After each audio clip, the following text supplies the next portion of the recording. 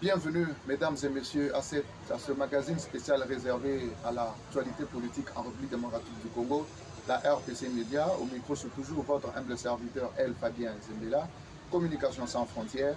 Aujourd'hui, nous sommes venus avec un sujet qui est en train de couler encore beaucoup d'encre en République démocratique du Congo, à l'heure où nous sommes menacés à l'est de la République démocratique du Congo et que la partie orientale est toujours sous occupation des rebelles RDF, des rebelles de M23 AFC, avec toutes les exactions qui continuent à se commettre là-bas. Il y a les Congolais qui continuent à mourir du jour au jour. Il y a violation intempestive des cessez-le-feu.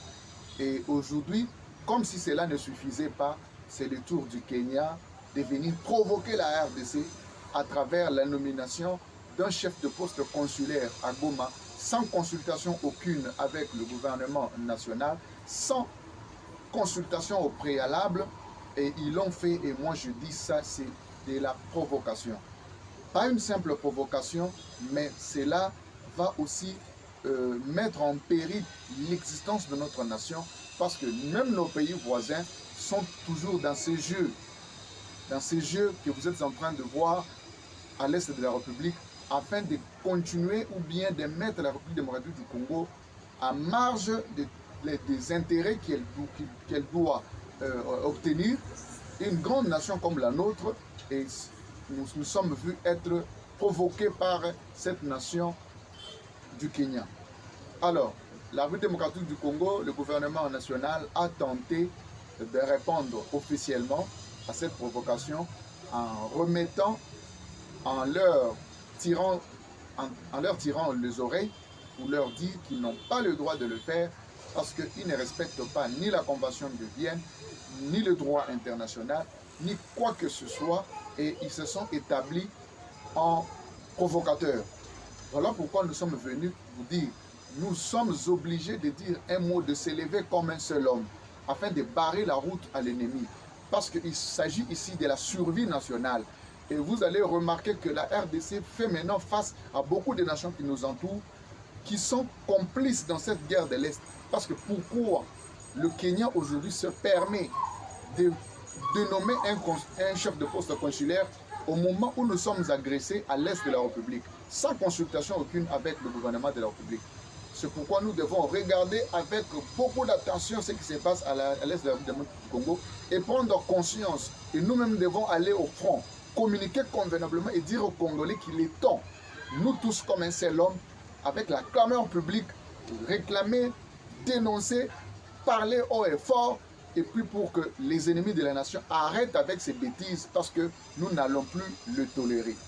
Vous êtes sans oublier le Kenya, récemment ici, parce que nous entendons déjà dans les officines qu'il y a quelque chose en gestation par rapport à ça, où le mixage qui a existé entre la Banque centrale du Congo ainsi que la BCDC, voudrais-je dire, la Banque commerciale du Congo. La seule institution financière congolaise qui nous restait, c'était la BCDC. Mais quand nous avions vu ce mariage, ces partenariats exister avec le groupe Equity, ça nous a beaucoup inquiétés et ça a créé en nous une vive attention afin de savoir exactement pourquoi cela doit se faire de cette façon et connaître pourquoi la Banque centrale a eu à donner cet agrément, à accepter ce mixage, ce mariage qui va à l'encontre du bénéfice de la République démocratique du Congo. D'où nous nous sommes posé la question de savoir si réellement notre Banque centrale est autonome à prendre les décisions. Parce que la Banque centrale, qui est conseiller économique du gouvernement, doit être indépendante parce qu'ils doivent contrôler la politique monétaire du pays, ils doivent réguler toutes les banques commerciales et exactement protéger les intérêts de la République au niveau des capitaux, parce que vous êtes sans oublier que cette indépendance économique va beaucoup nous aider dans le sens où cette indépendance économique va au-delà de la simple autosuffisance et englobe la capacité de contrôler sa propre économie, à développer son industrie et à gérer les ressources naturelles et à déterminer ses priorités de développement. Cela peut impliquer la réduction de la dépendance vis-à-vis des importations, de la diversification de l'économie et de la capacité à faire face aux chocs économiques internes. Alors, vous êtes sans oublier que notre pays, c'est un pays post-frontalier. Alors, toutes les décisions qui doivent se prendre au niveau économique doivent vraiment engorger les intérêts de la nation. Parce que toutes ces banques commerciales étrangères, l'ennemi profite.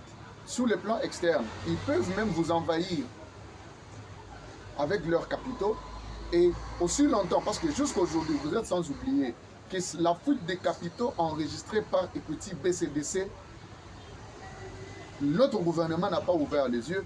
Depuis que ce mariage a été observé, nous ne savons pas si le directeur général de la Equity BCDC Bank, c'est juste un technocrate qu'on met là aux intérêts de ces firmes multinationales, ou soit ils peuvent aussi réfléchir sur la conservation des intérêts généraux de la nation. Parce qu'aujourd'hui, dans la lutte contre le blanchiment des capitaux, vous allez voir que ça va se passer à travers les banques, si surtout ces banques-là ne s'incrustent pas dans la vision économique du pays, et cela va permettre, il y aura beaucoup des abus, et voire même aller financer le terrorisme. C'est ce que nous sommes en train de voir. Parce que comment se fait-il que le Kenya aujourd'hui, nous faisons une analyse au-delà des frontières pour voir que le pays, le Kenya, avec qui nous partageons la même région économique, la même région, la même sous-région, avec les intérêts en avantage comparatif, peut se comporter de la sorte afin de se compromettre aujourd'hui en nommant un chef consulaire au niveau où dans l'espace où la République démocratique du Congo est attaquée par ces rebelles. Une chose qui est inadmissible. Mais le mal que je constate, c'est que les Congolais sont muets par rapport à cette situation. Nous devons montrer le même dévouement tel que nous l'avions fait lors de l'attaque du Rwanda. Nous sommes montés sur le média, nous nous sommes montés au créneau pour dénoncer, dire à haute voix que la RDC ne peut pas encore survivre après 30 ans, connaître les mêmes exactions et aujourd'hui pour que le plan de la balkanisation puisse avoir lieu dans notre pays et sous nos regards impuissants. Voilà pourquoi nous venons par cette prise de parole interpeller les autorités nationales et éveiller la conscience du peuple congolais afin de pouvoir dire un mot, monter au créneau, dénoncer afin que l'ennemi de la République puisse cesser de faire ce qu'il est en train de faire. Mesdames et messieurs, nous vivons dans un temps culminant, au tournant décisif de l'histoire de notre vie. Moi, je ne voudrais pas être parmi les gens dont la génération future va accuser du doigt de n'avoir rien fait pour ce pays, alors qu'il y a des choses qui se font sous nos yeux. Nous devons nous lever comme un seul homme. Nous devons nous lever comme un seul homme afin de barrer la route à tous les plans machiavéliques, diaboliques que l'ennemi est en train de vouloir faire à l'est de la République démocratique du Congo. C'est une pure provocation, une pure et simple provocation de la part de cette République du Kenya. Et aujourd'hui, vous, le gouvernement national, Madame la Première ministre et tous les ministres en fonction, vous devez dénoncer cette action et dans votre domaine de prédilection et n'importe où vous devez faire barrer la route à ces complots. Vous voyez aujourd'hui, les Kenyans viennent maintenant, c'est comme s'ils étaient en train d'alléger pour dire non, comprenez, nous avions fait en attendant que nous venions sous la table afin d'informer ou bien d'avoir les négociations avec le gouvernement de Kinshasa, tout ça. Ce sont des aventures et des bêtises.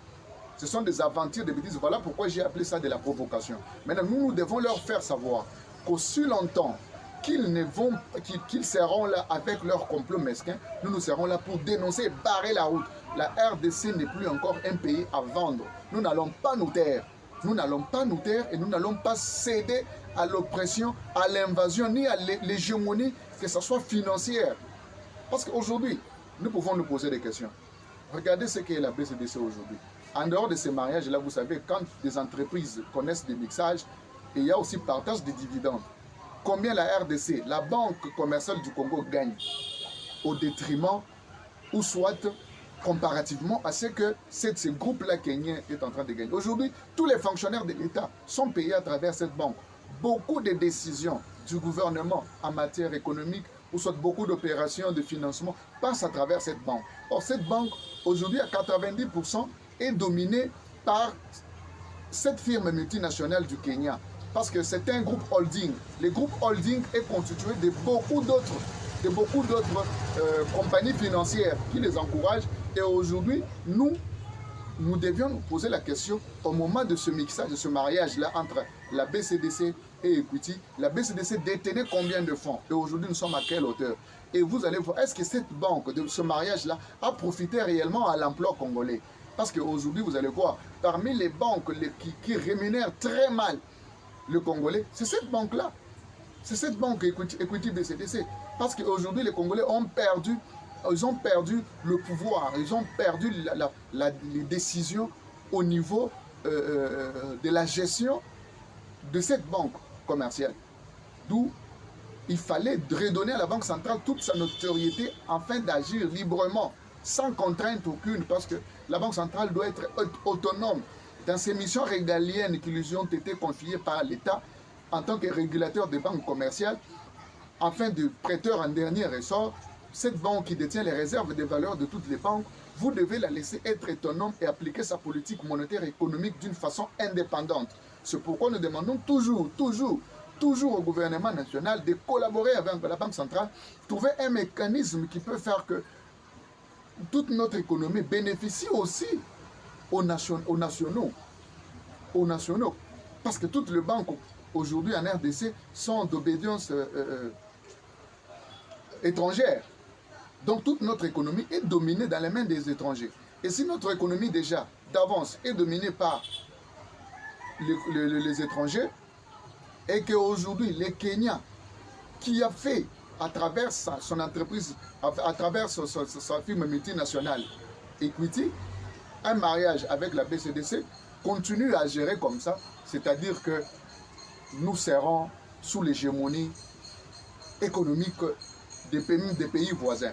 C'est-à-dire nous avons deux problèmes, et même deux problèmes qui vont engendrer les autres problèmes, pas seulement au niveau politique, mais même au niveau économique. Et nous allons perdre. C'est pourquoi je vous demande, ne vous taisez pas.